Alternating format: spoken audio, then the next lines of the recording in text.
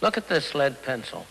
There's not a single person in the world who could make this pencil. Remarkable statement? Not at all. The wood from which it's made, for all I know, comes from a tree that was cut down in the state of Washington. To cut down that tree, it took a saw. To make the saw, it took steel. To make the steel, it took iron ore. This black center, we call it lead, but it's really graphite, compressed graphite. I'm not sure where it comes from, but I think it comes from some mines in South America. This red top up here, the eraser, bit of rubber, probably comes from Malaya, where the rubber tree isn't even native. It was imported from South America by some businessmen with the help of the British government. This brass ferrule, I haven't the slightest idea where it came from, or the yellow paint, or the paint that made the black lines, or the glue that holds it together. Literally thousands of people cooperated to make this pencil. People who don't speak the same language, who practice different religions, who might hate one another if they ever met. When you go down to the store and buy this pencil, you are in effect trading a few minutes of your time for a few seconds of the time of all those thousands of people. What brought them together and induced them to cooperate to make this pencil? There was no commissar sending out orders from some central office. It was a magic of the price system, the impersonal operation of prices that brought them together and got them to cooperate to make this pencil so that you could have it for a trifling sum. That is why the operation of the free market is so essential, not only to promote productive efficiency, but even more, to foster harmony and peace among the peoples of the world. These people are crossing between two very different societies. This is Lo Wu, the official border crossing point between China and Hong Kong. Nowadays, there's a considerable amount of traffic at this border. People cross a little more freely than they used to.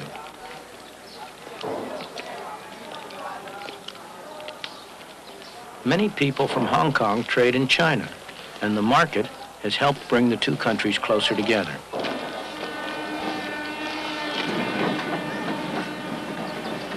But the barriers between them are still very real.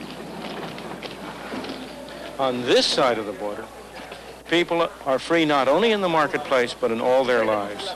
They are free to say what they want, to write what they want, to do pretty much as they please. Not so over there. That is why people in China who cannot get permission to leave go to desperate lengths to escape. They risk their lives in the process. Many lose their lives, but that doesn't keep others from following.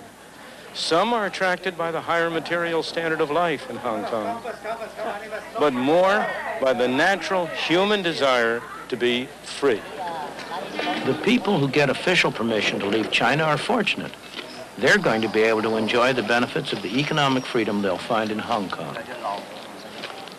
But more important, that will give them a much wider freedom. Human and political freedom has never existed and cannot exist without a large measure of economic freedom. Those of us who have been so fortunate as to have been born in a free society tend to take freedom for granted, to regard it as a natural state of mankind. It is not. It is a rare and precious thing. Most people throughout history, most people today have lived in conditions of tyranny and misery, not of freedom and prosperity. The clearest demonstration of how much people value freedom is the way they vote with their feet when they have no other way to vote.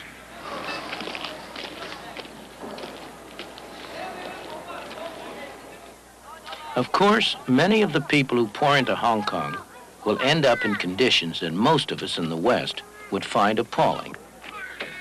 Hong Kong is very far from utopia. It has its slums, its crime, its desperately poor people.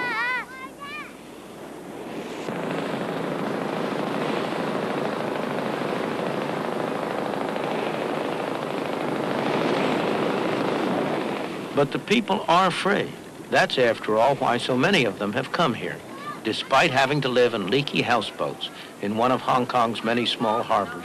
Here, they have the freedom and the opportunity to better themselves, to improve their lot, and many succeed.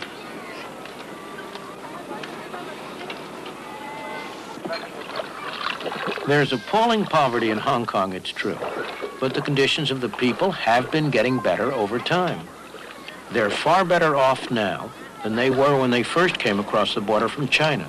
And that poverty, appalling to us, because we're accustomed to much higher standards of life, is not poverty as viewed by most of the people in the world. It's a poverty to which they would aspire, a state of affairs that they would like to achieve.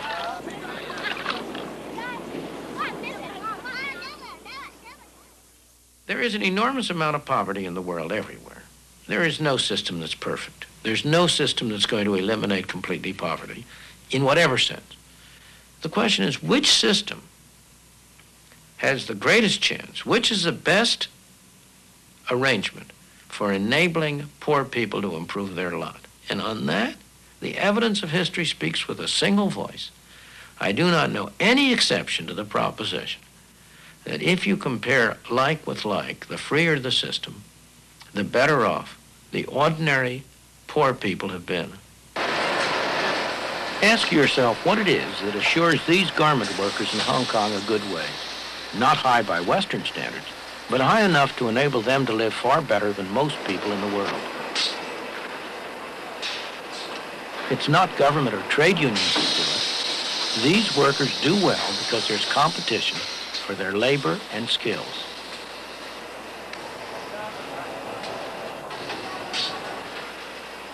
When a businessman faces trouble, a market threatens to disappear, or a new competitor arises, there are two things he can do. He can turn to the government for a tariff or a quota or some other restriction on competition, or he can adjust and adapt. In Hong Kong, the first option is closed. Hong Kong is too dependent on foreign trade so that the government has simply had to adopt a policy of complete non-interference.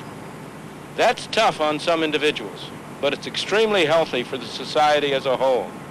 Only the businessmen who can adapt, who are flexible and adjustable, survive, and they create good employment opportunities for the rest.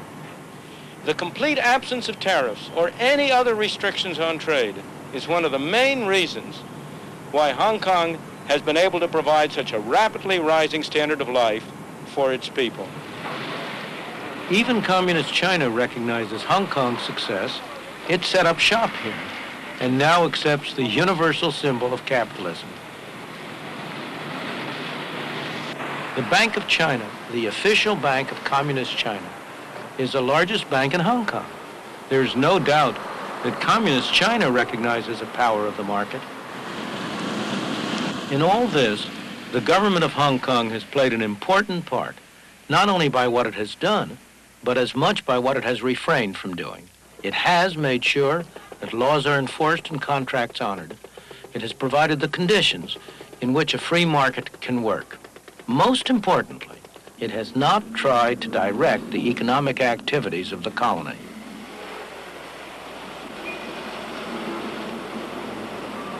No government official is telling these people what to do. They're free to buy from whom they want, to sell to whom they want, to work for whom they want. Sometimes it looks like chaos, and so it is.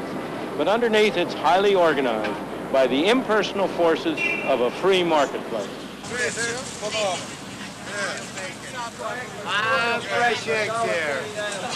Chicken wings, chicken legs. You know these eggs are firm right from the chicken's ass. Ask me no questions. Tell you no lie. The impersonal forces of a free marketplace at work, back here in the United States. Hey, two broccoli, $1.25. Prices are the key. The prices that people are willing to pay for products determines what's produced. The prices that have to be paid for raw materials, for the wages of labor and so on, determine the cheapest way to produce these things. And in addition, these self-same prices, the wages of labor, the interest on capital and so on, determine how much each person has to spend on the market. It's tempting to try to separate this final function of prices from the other two, to think that somehow or other you can use prices to transmit the information about what should be produced and how it should be produced without using those prices to determine how much each person gets. Indeed, government activity over the past few decades has been devoted to little else. But that's a very serious mistake. If what people get is not going to be determined on what they produce, on how they produce it, on how successfully they work, what incentive is there for them to act in accordance with the information that's transmitted? There's only one alternative: force.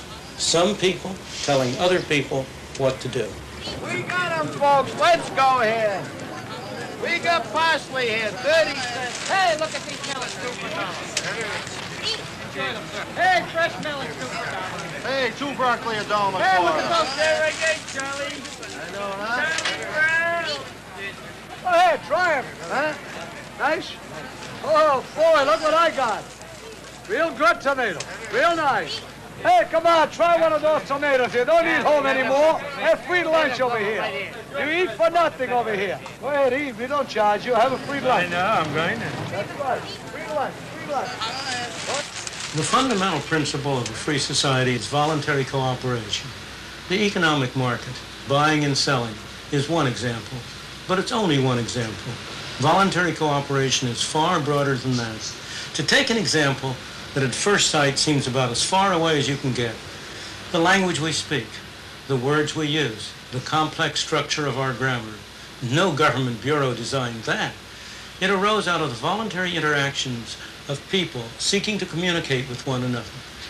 Or consider some of the great scientific achievements of our time, the discoveries of an Einstein or a Newton, the inventions of a Thomas Alva Edison or an Alexander Graham Bell, or even consider the great charitable activities of a Florence Nightingale or an Andrew Carnegie.